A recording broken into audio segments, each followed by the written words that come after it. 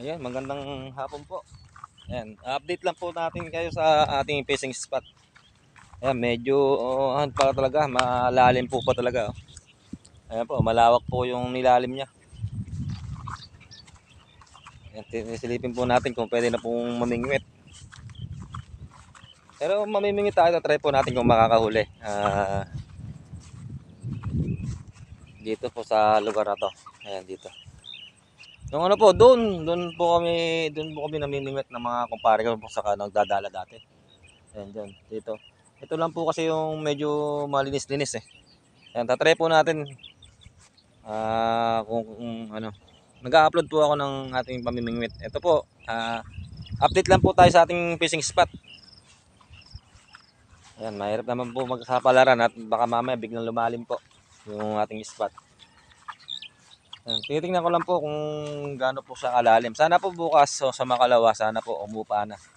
Ayan, pagka bagong baha po kasi ganyan, bago pa lang lumalaki ilog. Tapos po pag umupa, marami pong isda yan. Ayan, doon po sa malalim po kasi.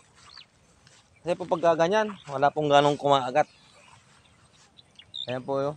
Ayan, mga naagos po yung water lily. Kasi po, malakas po yung ulan doon sa gawing taas. Dito po bumababa sa Nueva Ecija po yung tubig.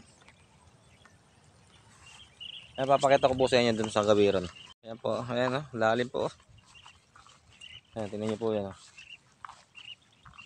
Ayan, kung gaano po siya kalalim. Kaya update ko lang po kayo sa ating fishing spot. Ayan. Malaki pa rin po yung tubig sa ilog.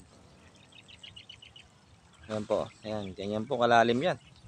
Lagpas tao po yan. Nung po, nakakatawid kami dyan doon sa may kabila ron, sa may kabilang gawi ron.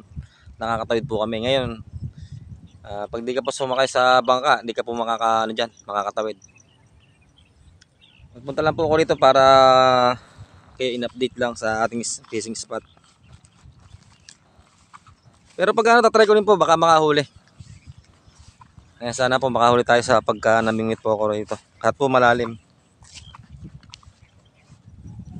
Ayan, nandiyan po. Ayan po, may kalabaw po po. Ayan, ano po to, gawin po nga pala na to, sa gawin taas po na yan, taniman po ng gulay. Ayan po, may okra. May talong po dyan, sili. Ayan po, mais, meron dyan. Ayan po dito. Ayan, umukulog naman po.